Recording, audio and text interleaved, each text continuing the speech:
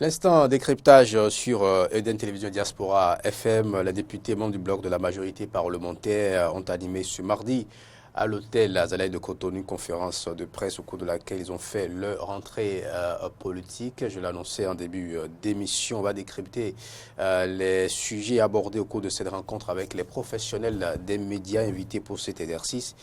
Peggy Ludovic Dagba, bonjour. Bonjour à vous, tranquille à 4 Valentin. Chers amis téléspectateurs, auditeurs, bonjour. Vous êtes le rédacteur en chef de Diaspora FM. On va commencer par la genèse du bloc de la majorité parlementaire qui est composé de 6 groupes parlementaires et de 61 députés. Oui, vous le savez, le chef de l'État, dès l'entame de son mandat, a donné quand même des signaux forts où il est là, pas pour vendre de cacahuètes, mais pour impulser une nouvelle dynamique à ce Bénin. Et par rapport à ça, il se devait quand même d'avoir une majorité confortable au niveau de l'Assemblée nationale, ce qui ne fut pas facile. Souvenez-vous un peu le pied de nez qu'il a reçu par rapport à sa révision de la Constitution qu'il a entendu enrôler au niveau de l'Assemblée nationale et dont il attendait vraiment un succès éclatant. Malheureusement, eh bien, c'était un échec cuisant. Et l'homme a dû, en tout cas, retourner dans ses pénates, réfléchir à comment faire vraiment pour désormais faire passer eh bien, ses desiderata au niveau de l'Assemblée nationale.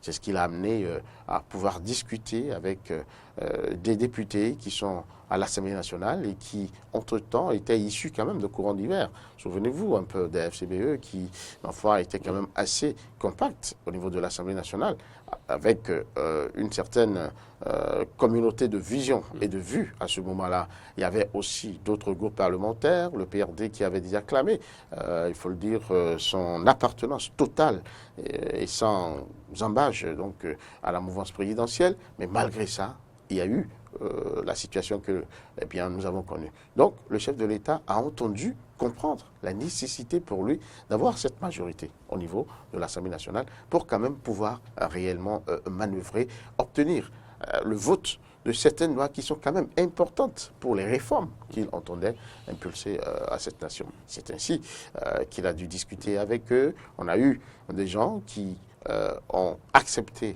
l'offre, apparemment, des gens des FCBE, des gens, en tout cas, des autres groupes parlementaires, même ceux qui, au début, donnaient l'impression d'en découdre vraiment avec le chef de l'État, ont dû échouer dans l'escarcelle. Je vais donner l'exemple, par exemple, d'un certain Rachid Badamachi, qui était quand même, on le sait, jusqu'aux élections avec l'homme d'affaires Sébastien Germain Adiavon, mais juste après, comment dire, la prestation de serment a commencé en roue libre à aller vers le chef de l'État. On a eu le président Mathurin Kofi Nago qui aussi, à un moment donné, est revenu dans la mouvance présidentielle et ainsi a été bâti le bloc de la majorité parlementaire et qui a fait sa déclaration pour vraiment être aux côtés du président de la République. Et l'une des singularités de ce bloc parlementaire viendra quand même du député, Agoncan, Gidas, de la Renaissance du Bénin, qui dit que le BMP est le prolongement du gouvernement au Parlement. Le BMP, le prolongement du gouvernement au Parlement, le BMP qui est composé de 61 députés, mais ces déclarations de Agoncan, c'est-à-dire quand on regarde un peu les attributs, le rôle que joue le Parlement, le rôle que joue le gouvernement, c'est-à-dire l'exécutif et le législatif, est-ce qu'il n'y a pas un contraste ? Comment est-ce que le Parlement, qui est censé contrôler les actions du gouvernement, peut être considéré comme le prolongement de ce dernier? Je crois que cette déclaration a mis à mal beaucoup de gens, beaucoup de démocrates, des gens qui pensent quand même que l'Assemblée nationale reste et demeure une institution de grand pouvoir. En cela, elle devrait quand même pouvoir permettre au peuple de voir clair dans ce qui se fait et de faire des choix qui vont plutôt dans le sens hein, de ce que veut le peuple, au lieu d'être au service donc, du gouvernement. Malheureusement, vous savez très bien la politique, ce que ça veut dire chez nous, c'est d'abord le ventre, ensuite viendra peut-être tout le reste. Et je ne voudrais pas dire que l'honorable Jida Sangokan part du ventre, mais lorsque vous entendez des choses comme ça, c'est que ça vous hérisse les cheveux sur la tête et vous vous demandez à quoi vraiment servent ceux-là que nous avons envoyés à l'Assemblée nationale. Parce que quand un député digne de ce nom fait cette déclaration, vous imaginez un peu quelle est désormais sa posture à l'Assemblée nationale. Est-ce qu'il est encore là pour le peuple, en tout cas les populations qui l'ont envoyé à l'Assemblée nationale, ou bien il est là pour gérer, pour réagir du tic au tac ou au moindre geste venant du gouvernement. Je crois que lui-même, il a dit, et le terme, l'expression qu'il a sortie, le démontre aisément. Ils sont beaucoup plus là pour réagir aux désidérata du chef de l'État, aux désidérata du gouvernement, pour faire droit à ce que le gouvernement serait amené à demander à l'Assemblée nationale. Et on a des problèmes par rapport à la sincérité, par rapport à la conséquence des positions et des lois défendues par ce bloc de majorité parlementaire. Vous faites bien de poser la question parce que l'Assemblée nationale n'est quand même pas une caisse de résonance. Hier, au cours de la déclaration, en tout cas de la rentrée politique du BMP, j'ai entendu des membres de ce bloc-là dire oui, nous ne sommes pas une assemblée caisse de résonance, nous ne sommes pas des gens qui sont là pour vraiment, sans réfléchir, faire ce qu'on nous demande. Nous votons en notre âme et conscience. Mais quand vous entendez ces déclarations et que vous avez déjà eu ce bloc qui est le prolongement du gouvernement à l'Assemblée nationale, c'est une erreur que Agoncan a sûrement commise à un moment donné, qui a été corrigée par, en tout cas, ces collègues. Parce qu'on ne peut pas leur interdire d'avoir des opinions. Ils sont libres de choisir leur camp. C'est-à-dire, ils partagent entièrement la vision du chef de l'État, le projet, le PAG, le programme d'action du gouvernement, et ils sont libres de se constituer un bloc pour conduire, aider le chef de l'État à conduire à bon port ces actions. Mais l'autre élément, quel est l'élément? On a l'impression qu'il y a une menace qui vient de quelque part. Quel est l'élément qui a déclenché cette conférence de presse selon vous? Puisque au cours de cette conférence de presse, j'ai entendu dire que désormais le BMP va répondre du tic au tac. Et ça intervient à quelques jours après la sortie des forces Corée pour un Bénin émergent et quelques déclarations pêle-mêle enregistrées du côté de l'opposition. Oui, tranquille à Kak Belanté, vous me permettrez quand même de revenir un peu sur, avant de répondre à votre question, de revenir un peu sur cette phrase que vous dites être une erreur de l'honorable Jida Sangokan. Je ne pense pas que ce soit une erreur de sa part, parce que récemment, nous l'avons entendu encore à Café Média Plus, où il donnait l'impression d'assumer vraiment ce qu'il disait. Mais passons. Votre question, est-ce qu'il y a une menace quelque part? Vous savez très bien qu'aujourd'hui, comment dire, le manager, on va dire, de la mouvance présidentielle, qui est le président de la République, n'est pas n'importe qui. Vous êtes d'accord? C'est quelqu'un qui tranche avec l'image pépère qu'on avait des présidents de la République qui donnaient l'impression d'être imperturbables, que rien ne secoue et que, ils sont là, tranquilles, douillets dans leur fauteuil, l'histoire pour que tout le monde vienne faire les seramalek devant eux. Non, l'homme a son bâton en main et veut, et imprime d'ailleurs, une certaine dynamique à sa mouvance présidentielle, on va dire, à son équipe. Donc lorsqu'on a vécu ce qui s'est passé à Parakou, je crois le 17 février dernier, le 17 août, je vais revenir par rapport à la date, on ne peut pas rester, comment dirais-je, insensible, on ne peut pas rester de marbre face à ça. Il y a eu assez de commentaires, hein, c'est parti dans tous les sens, comme quoi c'est une mobilisation de gens curieux d'aller voir le président Boni Yayi qui s'est mué dans un silence assourdissant. J'ai des gens qui ont été démarchés, ils ont été payés, bref. Mais à l'analyse politique de cette sortie, il y avait quelque chose à faire. Et je pense que c'est le message que la mouvance présidentielle a perçu pour que, on puisse assister à cette rentrée politique du BMP, le bloc de la majorité parlementaire. Et on l'a entendu hier, c'est quand même l'une des toutes premières fois qu'on assiste à ça, où on voit un BMP qui donne une conférence de presse, qui s'ouvre à la presse. Et on a entendu une allure martiale dans le discours, assez, on va dire, dans le discours de fer du coordonnateur de ce bloc-là, j'ai nommé Jean-Michel Abimbola, qui, ma foi, hier, m'a donné l'impression d'un chef d'équipe qui sait ce qu'il veut et qui est prêt, et il l'a dit, à répondre du tac au tac, qui est prêt à aller au charbon. Et je vous assure que j'ai entendu un autre député qui dit « je veux des débats contradictoires avec ces gens-là ». C'est-à-dire, c'est des gens qui, ma foi, enragent. Et j'ai entendu l'honorable ils en ont sûrement trop encaissé. Oded Aladati qui disait, écoutez, s'il y a de la ruse en face, nous userons de la ruse pour répondre. S'il y a de la rage, nous userons de la rage. Donc, c'est des gens qui sont enragés, qui m'ont donné l'impression de vouloir vraiment prendre leur part dans ce débat politique qui s'ouvre. Et je dis, ce ne serait que du pain béni pour nous, hommes de médias, qui pourront désormais gaver la population des débats contradictoires. Et voilà, ils sont décidés à aider le chef de l'État dans ce combat, parce que vous avez suivi ces derniers jours également les différentes rencontres qu'on a enregistrées au palais de la Marina avec, je dirais, les forces de la nation. En partie, il y a eu d'abord avec le clergé catholique, le chef de l'État s'est expliqué longuement sur sa gouvernance. Ensuite, je crois, il y a eu l'Église, les membres, les grands responsables de l'Église protestante méthodiste. Il y a eu également la conférence, les gens de la conférence islamique, et puis d'autres rencontres, notamment avec les populations de Glodjibé. Dès l'entame de cette conférence de presse, de la conférence de presse du bloc de la majorité parlementaire, le premier coordonnateur, Jean-Michel Abimbola, a d'abord précisé la philosophie de ce bloc-là, qui consiste à accompagner le chef de l'État dans ses réformes. Et il a précisé que les réformes, qui bien douloureuses à admettre, doivent produire à terme des effets positifs plus tard. Est-ce que les différentes réformes qui se mènent aujourd'hui font l'unanimité?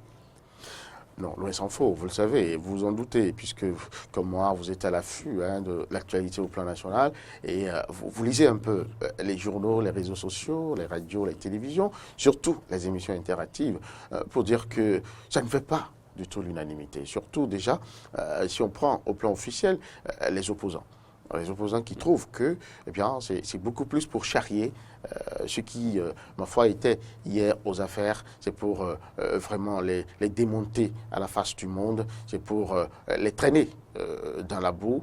J'en crois les conférences de presse incessantes des FSP, les forces de sursaut patriotique, ce conglomérat de partis politiques, de syndicalistes et tout ce que vous savez. Mais au niveau de la mouvance, c'est tout le contraire. C'est des réformes qui, ma foi, sont données pour vraiment aider ce pays à s'affranchir de l'immobilisme dans lequel il a toujours baigné dans ces actes hors normes qui, il faut le dire, regardons-nous en face, qui ma foi, se commettent et dans l'insouciance totale et sans punition. Nous sommes dans l'impunité et le chef de l'État est arrivé, il a dit, niet, il faut que tout ceci s'arrête. Mais pour ça, vous savez très bien, pour réussir ça, il faut casser, pour faire de l'omelette, il faut casser les œufs, dit-on. Donc il y a forcément un coût vraiment à subir pour la chose. Et c'est au niveau social que ce coup-là se ressent. Et c'est peut-être l'un des points à travailler par le chef de l'État qui donne l'impression aujourd'hui vraiment de faire fi de tout son de cloche venant des jérémiades des populations. Mais il faut dire quand même que force doit quand même rester à la loi, puisque le chef de l'État, c'est quand même lui qui détermine et conduit la politique de la nation. On l'a élu sur un programme et on va l'évaluer sur la base de ce qu'il va nous proposer à l'arrivée, c'est-à-dire ce qu'il aura réalisé. Et sur ce plan, il y a un paradoxe. Les Béninois, en tout cas la majorité, l'ont autorisé à gérer le pouvoir et gagner le pouvoir d'État. Et je l'avais dit, c'est sur la base d'un programme d'action. Et c'est bien clair dans son programme d'action. Il a dit, il a précisé, il a martelé à maintes reprises que je viens pour des réformes. Il faut des réformes. Le monsieur, vous lui avez donné le pouvoir, il a le pouvoir, il commence ces réformes et vous commencez pas à mener des actions contre. Comment on peut expliquer cela? C'est cela un peu le problème du peuple béninois. Et dans mon coin, c'est ce que je déplore un peu, et également dans mes écrits. Je crois que le peuple béninois n'écoute pas souvent ce qui se dit, ce qu'on lui propose, ce qu'on lui promet. C'est des gens, je ne sais pas, excusez-moi, qui s'extasient à la vision, à la vue d'un homme providentiel. On a l'impression que le peuple béninois attend toujours un homme providentiel. Il est neuf, il vient avec ses attributs. Eh bien, le chef de l'État, il a l'argent. C'est comment dire, un homme d'affaires qui a réussi. Il décide de diriger ce pays et paf, tout le monde est comment dirais-je, ébloui et on se laisse conduire. Alors que le gars a très bien dit, et moi je l'ai particulièrement suivi là-dessus, il a dit, je viens pour faire des réformes. Je me souviens de cette émission qu'il a animée, en tout cas à laquelle il a participé sur RFI, où l'animateur lui demandait, mais sur le plan social, qu'est-ce que vous apportez? Sur le plan d'emploi, qu'est-ce que vous apportez? Il dit, moi, je viens pour des réformes. Et je suis sûr que les conséquences de ces réformes auront vraiment un impact sur l'emploi, auront un impact sur les problèmes sociaux. Il a martelé devant le clergé. Il a dit à tout moment, la conférence islamique et autres. Vous confiez les rênes du pouvoir à ce monsieur et aujourd'hui, vous êtes là à vous crier, à vous pourfondre pour dire que il ne fait rien dans le social. D'abord, c'est un problème. Il faudrait que lorsque vous preniez quelqu'un, que vous l'écoutiez et que ce soit sur la base de ce qu'il vous dit, que vous le preniez ou que vous le rejetiez. Parce qu'il ne peut pas l'avoir dit et venir aujourd'hui changer de discours, changer de méthode. Ce n'est pas possible.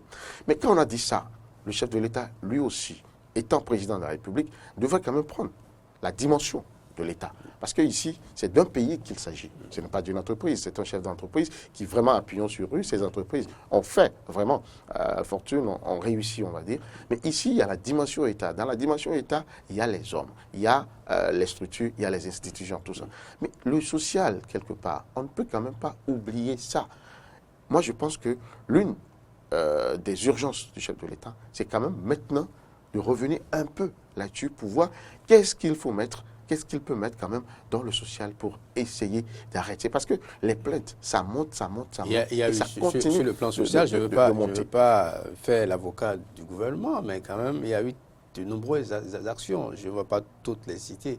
On ne va pas les citer. Malheureusement, les microfinances continuent. Je ne sais pas si la dernière fois. À l'université, en dehors de leurs revendications actuelles qui sont sur la table des autorités du ministère de l'Enseignement supérieur et rectoral, il y a eu la mensualisation de leur bourse. Avant, ils attendaient des mois, des années avant d'avoir leur bourse et secours. Il y a eu les cantines scolaires. Il y a eu quand même des actions qui sont là, qui sont en train d'être menées. Et pourquoi on crie toujours? On crie toujours parce que l'argent ne circule pas. Mais les fonctionnaires gagnent. Monsieur, ils ont toujours leur salaire à la fin du mois. Les prestataires de l'État, quand ils font leur travail normalement, ils sont payés. Mais quand on parle de côté social, à quoi cela retourne? Moi, je n'arrive toujours pas à comprendre. Oui, le problème d'abord, je crois qu'il faut partir déjà de ce que vous avez dit. Il y a eu des actions dans le social, mais il y a de cela quelques jours, je crois que certains membres du gouvernement ont rencontré les femmes des marchés. Ils ont eu une discussion tête à tête où les femmes ont posé les problèmes. J'ai entendu particulièrement une femme dire, mais s'il vous plaît, vous avez parlé de microfinance, mais jusque-là, on ne l'a pas. Sous Yahi, on est allé jusqu'à 50 000. Nous vous demandons de porter ça à 100 000 et que nous l'ayons, effectivement. Alors, on a annoncé. Mais est-ce que c'est réel? C'est peut-être un cas épars. Non, c'est peut-être un cas épars. C'est les femmes du marché. Peut-être celle qui a parlé, vous avez dit que vous avez entendu celle-là particulièrement. C'est elle qui a parlé. Elle, pour l'instant, n'a pas encore eu l'opportunité. C'est peut-être son problème. C'est peut-être son problème. Et comme elle, il y en a beaucoup, peut-être, qui sont dans le cas. Vous avez parlé de la mensualisation des bourses des étudiants. Ce qui, ma foi, est une très bonne chose parce qu'en notre temps, c'était mensuel. Moi, je ne savais même pas qu'il était arrivé que les gens puissent attendre pendant plusieurs mois sans avoir leur bourse. C'est bizarre, c'est inadmissible. Et pourtant, c'est une réalité. Ça s'est fait. Tout simplement parce que certaines personnes ont refusé de faire peut-être leur travail. Et le chef de l'État, avec sa rigueur, a dû régler ça. Sur le plan social, vous avez parlé de cantines scolaires. quelle est la santé de ces cantines scolaires aujourd'hui sur le terrain? Comment la chose se pratique? Moi, j'ai surpris un reportage sur une chaîne sœur, mais je vous assure, ce n'est pas très, très heureux ce qui se passe dedans. Et je voudrais vraiment que les ministres concernés puissent diligenter des commissions d'enquête pour aller voir, pour aller surprendre un peu la situation sur le terrain et voir est-ce que vraiment ce que consomment nos enfants reste et demeure sain. En tout cas, il y a des choses à faire. Donc, le problème est là. On a annoncé. Il y a eu des actions qui se sont enclenchées. Mais quelle est la santé de ces actions-là sur le terrain? Quelle est la portée? Combien de personnes se retrouvent dans ces actions-là? Vous avez parlé, à juste titre, des enseignants. Je dis des enseignants, des fonctionnaires. Ils travaillent, ils ont perçoivent leur salaire à la fin de de chaque mois. Et le chef de l'État, oui. le chef de l'État l'a dit devant le clergé. C'est tout à fait vrai. Mais que vaut aujourd'hui le salaire? Puisque vous savez très bien qu'on a fermé tous les robinets. Il n'y a plus, comment dire, d'à côté. Vous mettez quoi dans vous mettez quoi dans robinet, vous mettez quoi dans entre griffes, les à côté. Les à côté, c'est, écoutez, vous parlez des détournements. C'est les détournements. Justement, c'est pas normal. Et juste aujourd'hui, on a mis fait. Je suis totalement d'accord. Ce qui est normal. Le monsieur qui a un salaire, je ne sais pas, 500 €, disons 300 000 francs CFA, mais le voilà à moins de 6 mois qui rit des qui roule carrosse, c'est la Lexus d'année. Et ça on l'a vécu ces 15 dernières années. Mais aujourd'hui, on décide de stopper tout cela. D'accord? Oui. Et on se met à créer. Oui, le problème ici, c'est quoi? On stoppe, c'est bon. Tous ces sous-là qui nourrissaient les 2e, 3e, 5e bureaux, les midis ou les pauses midi dorées, où je ne veux pas citer, vous savez très bien de quoi je parle. D'accord, c'est bien beau, on a arrêté tout ça. Mais l'intrinsèque, c'est le salaire qui reste. Vous savez très bien, c'est dans l'attention populaire. Qu'est-ce que vous réalisez avec le salaire aujourd'hui? La belle preuve est qu'il y a eu cette boutade qui a circulé sur les réseaux sociaux, qui dit que les femmes sont beaucoup plus heureuses aujourd'hui parce qu'elles ont leur mari à bonne heure à la maison. Parce qu'il n'y a plus d'argent pour aller, dilapider dans les bars et autres. Mais ça pose le problème du niveau du salaire béninois et du coût de la vie. Moi, je pense. Moi, je ne suis pas d'accord avec vous, Peggy Ludovic Dagba. C'est une question d'habitude. Nos parents. Moi, je prends le cas de mon père, par exemple. Aujourd'hui, commissaire de police à la retraite, je connais bien son salaire. Je sais comment il vit, comment il a vécu, comment il continue de vivre et tout ça. Ce n'est pas comme ce qu'on a vu ces derniers temps. Quand je sais que je gagne 300 000 francs CFA le mois, je dois faire mon planning suivant cela. Mais voilà les gars officiellement qui sont peut-être à 500 000 francs le mois et avec les faux frais, les à côté, comme vous l'avez dit, ils se retrouvent banalement, écoutez-moi bien, à 3 millions le mois. Et il fait son planning suivant cela. Et aujourd'hui, tout ça, c'est coupé. On ne commence pas à créer. Oui. Et justement, c'est à ce niveau-là le problème. Non, mais on veut vivre au-delà de ses moyens. Je suis d'accord avec vous. Mais j'allais vous poser la question, pourquoi vous allez toujours dans les salaires de 300 000, 500 000? Le Béninois moyen aujourd'hui gagne combien? Non, je sais que dans l'administration, c'est de ça que moi je parle. Moi, je veux pas aller. On parle des fonctionnaires. Je veux pas aller. On parle des fonctionnaires. Oui. Même il y a des instituteurs aujourd'hui qui sont à environ 180 000, 200 000. Mais voilà. Quelqu'un qui a 180 000, 200 000. Comme ça. Quelqu'un qui a 180 000 ou 200 000. Le loyer coûte combien? La vie aujourd'hui coûte combien? Combien peut-il épargner pour s'en sortir? Moi, je pense que il faut vraiment, le chef de l'État veut faire quelque chose d'important et d'intéressant pour ce pays. Moi, je pense que c'est un chantier sur lequel il faudrait qu'il travaille. Parce qu'il ne faudrait pas relever le salaire pour relever le salaire. Parce que lorsque vous relevez, vous mettez 1 franc sur le salaire, il y a les conséquences au niveau de pratiquement tous les secteurs de la vie. Donc, il faudrait réfléchir sur quel levier agir pour que vraiment le pouvoir d'achat du citoyen moyen puisse quand même être à un niveau où il puisse respirer et dire au moins voilà le peu que j'ai et je devrais pouvoir gérer comme cela. On va poursuivre. Avant, justement, je voulais soulever un aspect. Dans les pays de grande démocratie, lorsque vous êtes président du ministre de la République et que quelques jours après, on découvre dans votre compte une augmentation de vos avoirs, on vous interpelle. C'est clair. Mais aujourd'hui, chez nous, je pense que c'est le dispositif qui est en train d'être mis en place pour quand même limiter un peu la corruption. C'est même nécessaire parce que vous voyez des gens qui vivent 2 000, 3 000, 5 000, 10 000 fois plus au-dessus de leur salaire. Et ce n'est pas normal. Des gens qui sont peut-être à 500 000, comme vous l'avez dit, mais qui bâtissent, vous voyez, des édifices de plusieurs centaines de millions. On se demande, mais d'où ça vient? Et au niveau social, on dirait qu'il y a des éléments qui promeuvent ça. Et c'est un peu dangereux, c'est un peu grave pour l'économie d'un pays, c'est un peu grave pour vraiment, comment dirais-je, ce que nous laissons comme honorabilité, on va dire, à la postérité. C'est pas bien. Il faudrait que chacun puisse justifier de ses revenus pour montrer réellement qu'il travaille. Et il vit à la sueur de son front, pardon. C'est très important. On ne peut pas continuer comme ça. Et je pense que le RAVIP est quand même un instrument qui va permettre vraiment de suivre tout le monde à la trace. On a commencé par l'IFU, l'identifiant fiscal unique, je crois. Maintenant, c'est le RAVIP qui va permettre vraiment d'être identifié chacun dans sa valeur intrinsèque. Et cela pourra permettre de suivre, parce que tout ce que vous aurez sera déclaré. Et on pourra avoir une traçabilité claire et on pourra vraiment vous interpeller lorsque il y aura des choses indues qui vont s'ajouter à votre patrimoine. Ce n'est pas du tout, comment dire, mauvais, parce que puisque si c'est quelque chose que vous avez gagné honnêtement, normalement, selon un circuit clair, vous devez pouvoir en apporter les preuves.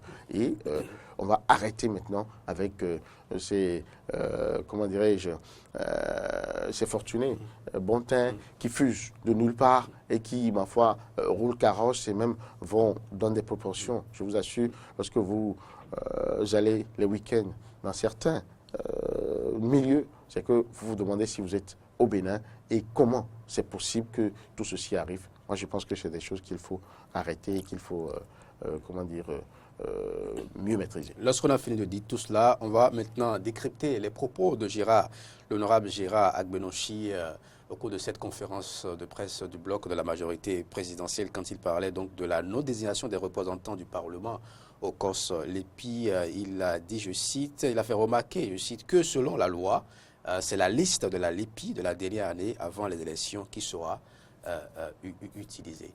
Qu'est-ce que cela sous-entend quoi? L'honorable Agbenonchi n'a pas du tout tort quand il le dit. En fait, c'est les dispositions de la loi qui cadre eh bien, la gestion du COS LEPI, son fonctionnement. C'est l'année précédente, le scrutin qui voit retenir sa liste. Et à partir de là, lui, ou la proposition du bloc de la majorité parlementaire, c'est de pouvoir faire économie des années intercalaires. C'est-à-dire que la loi a prévu que le COS LEPI puisse vivre chaque 6 mois. Chaque 6 mois, on doit avoir un nouveau COS LEPI. Mais lui, puisque nous avons des élections 4 ans, 5 ans, 4 ans pour les députations, 5 ans pour les présidentielles et les locales, les années intercalaires, les années pendant lesquelles eh bien, ce COS ne va servir à rien, il propose qu'on puisse faire économie de ça, histoire de ne compter que les années qui, ma foi, vont conduire aux élections, puisque la liste électorale, selon la loi, sera celle actualisée cette année-là, c'est-à-dire l'année précédente, eh bien, le scrutin. Donc, c'est ce qu'il a essayé d'expliquer hier. Mais moi, mon problème, quand c'est comme ça, vous êtes député, vous êtes, comment dire, des législateurs, c'est vous qui légiférez. Mais pourquoi ne pas initier une loi pour quand même corriger celle que vous êtes en train de quereller actuellement? Il a indiqué, à cette question, je crois qu'il a précisé que l'injonction de la Cour constitutionnelle était intervenue à un moment où le Parlement était en pleine section et que, conformément au règlement intérieur de l'Assemblée nationale, le président de l'Assemblée et le président du Parlement, Maître Adrien Oumbédia, a reversé la demande de la Cour constitutionnelle à la commission des lois, ce qui se fait actuellement. C'est suite à cela qu'ils vont se retrouver peut-être pour statuer. Non, vous savez très bien que nous sommes ici sur le terrain politique et apparemment, moi je n'ai pas l'information, mais je sais qu'il y a une position qui est en train d'être celle de la mouvance présidentielle par rapport à cette décision de la Cour constitutionnelle. Sinon, nous savons très bien que les décisions de la Cour constitutionnelle sont sans recours et devraient pouvoir être observées ou quand même exécutées, quel que soit ce qu'on pense. Cette littérature, cet argumentaire, moi je l'ai entendu et excusez-moi, ça ne me convainc pas. Parce que nous avons dit, que la Cour constitutionnelle, les décisions de la Cour constitutionnelle sont sans recours, quel que soit ce que vous dites. Et c'est un peu ce que je disais tantôt, lorsque vous pensez que, eh bien, la Cour, ma foi, est dans son tort, écrivez, faites un recours pour lui dire, voilà nous ce que nous pensons. Rendez-nous une décision là-dessus. Ça aurait pu permettre à ce que tout le monde puisse quand même comprendre la démarche normative. Parce que la Cour est dans une norme. La norme, c'est quoi? Le COSLEPI est, fonction de la loi. Et voilà ce que dit la loi quant à son fonctionnement. Qu'est-ce qui s'est passé pour que tout le monde se soit tu, aussi, bizarrement, excusez l'expression, sur le délai qui échouait? Pourquoi les députés ne s'en sont pas, pourvus devant la représentation nationale pour dire attention, il y a ce délai qui est en train d'aller à son terme, qu'est-ce qu'il faut faire? On aurait pu réfléchir. La question aurait pu venir au niveau de l'une des plénières et débattue franchement. Si il faut vraiment ce qu'ils disent, ils envoient un recours devant la Cour constitutionnelle qui va statuer pour dire oui, ce que vous dites est fondé, nous vous suivons. Non, c'est pas fondé. Voilà ce que nous devons faire. Moi, mon problème, c'est à ce niveau. Pourquoi attendre? Et c'est seulement maintenant qu'on sort cet argumentaire pour expliquer la non-désignation malgré l'injonction de la Cour constitutionnelle. On va poursuivre en nous appuyant sur, parlant bien entendu des propos d'Orden Aladati au cours de cette conférence sur la demande de la levée des immunités parlementaires à certains députés. Il a précisé que lors de la rencontre de Dassa, je crois qu'ils avaient organisé un grand séminaire à Dassa qui avait réuni tous les députés qui s'étaient engagés à lutter contre l'impunité. Et selon lui, c'est la réponse à la lutte contre la corruption. Bien entendu, que cela n'a rien à voir avec un acharnement contre X ou Y. Vous savez très bien que, je l'ai dit tantôt, c'est le haut lieu de la politique. Et Orden Aladati, ce député que je salue vraiment pour la constance avec laquelle il défend quand même le gouvernement au Parlement.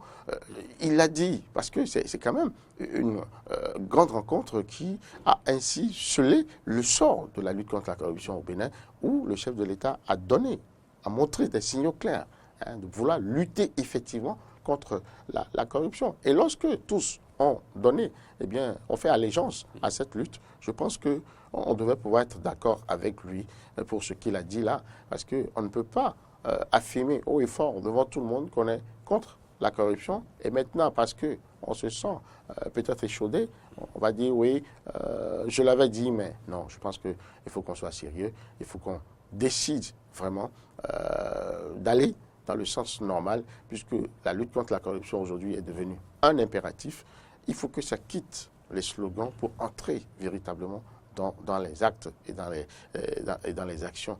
Maintenant, ma foi, là où je suis resté un peu sur ma faim, c'est qu'il ne nous a pas dit clairement si vraiment on peut vraiment s'attendre à la levée effective de l'immunité parlementaire. Ils ne pouvaient même pas le dire parce que ils ne sont pas encore dans la situation, ils ne sont pas encore en situation pour le faire, mais comprenez que la politique a ses règles que la raison ignore et nous ne pouvons que attendre. Et sur la question, en tant qu'élève bénotin, il y a des journalistes. Je savais que personnellement, j'allais à cette rencontre pour poser cette question, mais j'ai un autre confrère qui m'a dénoncé, mais qui a posé la question de savoir quel sera le mot de scrutin par lequel les députés feront cette votation. Je vous avais dit ici que c'est possible que le président de l'Assemblée nationale propose un vote à main levée pour qu'on constate véritablement ceux qui font le bon jeu avec le chef de l'État dans ce bloc de la majorité présidentielle, parce que c'est la seule formule. Pour juger de la sincérité des membres de la majorité, du bloc de la majorité parlementaire, il faut, pour moi, c'est vrai que je suis pas député à l'Assemblée nationale, mais je pense qu'il ne pouvait pas en être autrement. Oui, mais je vais vous surprendre. La réponse du coordonnateur, M. Jean-Michel Abim-Mola, a été claire. Il dit que le règlement intérieur de l'Assemblée nationale est très clair sur la question. C'est un vote, en principe, à bulletin secret. Il C'est le Français qui l'a dit. Il a ajouté en En principe. principe. Donc, il y a une bon, possibilité on peut, que le vote se fasse à main levée. on peut continuer par glousser, on peut continuer par interpréter. On va conclure Ben, David Dagba sur le retrait du droit de grève et la poursuite des mouvements de débrayage. Cette question a été confiée à Louis Vlavonou qui est parti des abus, qui a dit que les députés ont constaté qu'il y a trop d'abus. C'est pour cela qu'ils ont décidé ensemble avec le gouvernement à retirer le droit de grève aux fonctions, à certains corps de l'administration publique, tout en déplorant par la suite le comportement à la suite de la poursuite de la grève. non, mais là-dessus, je crois que le député Louis Vlavonou a fait fort. Hein. Est-ce que vous savez qu'il est remonté dans l'histoire pour nous dire que c'est en l'an 1933, ou en tout cas il est remonté assez loin, en 1933, ouais, je crois, pour que remontent les premiers conflits réels entre employeurs et employés. Et que ce sont les grèves qui sont quand même arrivées à mettre un terme à ce conflit. Il a dit, et pour être remonté aussi loin, je crois qu'il avait un message à faire passer, lui, qui est un ancien syndicaliste, ancien secrétaire général du CIDOB, le syndicat de la douane du Bénin. Je crois qu'il est revenu là-dessus et il a déploré, comme vous l'avez dit, un peu cet abus dans lequel, en tout cas, entre griffes, selon lui, de l'utilisation du droit de grève au Bénin. Et, ma foi, pour lui, il ne fallait pas, par rapport à la défalcation, que les syndicats retournent tout de suite en grève. Il fallait plutôt, selon lui, saisir le juge administratif qui va dire si vraiment il y a eu violation ou non. Et franchement, ça a fait sourire beaucoup de gens dans la salle, cet argumentaire, parce que je l'avais déjà entendu ailleurs et j'ai dit, mais comment pensez-vous que vous soyez sur un champ de bataille et que, sans blêmir, on ait mis une partie ou un camp est mis à exécution sans menace et que l'autre qui a quand même des dispositions légales en sa possession ne puisse pas en user et attendre que ce soit le juge ou saisisse le juge pour que le juge soit le juge qui, c'est vrai qu'il faut pouvoir défendre une certaine position, mais en voulant le faire, il faut mettre beaucoup plus de gants et il faut prendre beaucoup plus de précautions avant de faire ce genre d'affirmations. Ce qui est sûr, ce qu'on retient quand même de sa déclaration, c'est qu'il appelle à ce que le dialogue puisse reprendre, que les gens retournent à la table de négociation, que les gens décolèrent. Voilà, que les gens refusaient de retourner à la table de négociation en brandissant de la question préjudicielle de ponction sur salaire. Et il y a des gens, normalement le 6 mars, je crois qu'il y a ceux qu'on a emprisonnés dans le dossier de faux médicaments. Qui devraient pouvoir comparaître. Mais si la grève se poursuit, ça veut dire que ces gens-là... Moi, je pense que sur la question... les enfants également sont à la maison. Le gouvernement est en train de fauter. Le mois de mars, c'est demain, ça commence déjà demain. Et si il y a le spectre de l'année blanche plane quand même sur le pays, comment faire pour trouver la solution finalement dans ces conditions? Moi, je pense franchement que le gouvernement devrait vraiment pas faire cette défalcation-là. Déjà parce que l'article, le droit de grève le dit, lorsque la grève porte sur... Est-ce qu'on a même besoin, à l'étape actuelle, d'aller encore fouiller dans les documents? Je pense qu'il faut tenir compte de l'atmosphère. De la situation. Et ce n'est pas une faiblesse de rétrocéder les sous. Moi, je me pose la question pour savoir ça à autre chose. Pourquoi le gouvernement a tenu encore à ponctionner. Il aurait pu éviter ça, histoire quand même de continuer les négociations avec les syndicats pour leur dire, bon voilà, nous, notre bonne foi, on aurait pu faire autrement, on va encore continuer par tirer et autres, mais nous voulons vraiment que le Bénin puisse se mettre au travail, que les enfants retournent en classe.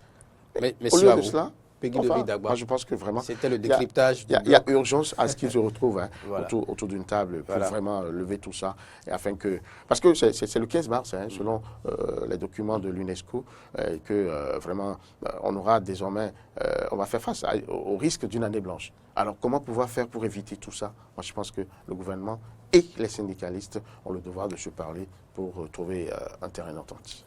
Voilà, merci à vous, Peggy David Dagba, à suivre en nouvelle diffusion ce décryptage de la sortie de la rentrée parlementaire du bloc de la majorité parlementaire, à suivre donc sur DEN Télévision à 13h30 et sur Diaspora FM à 14h.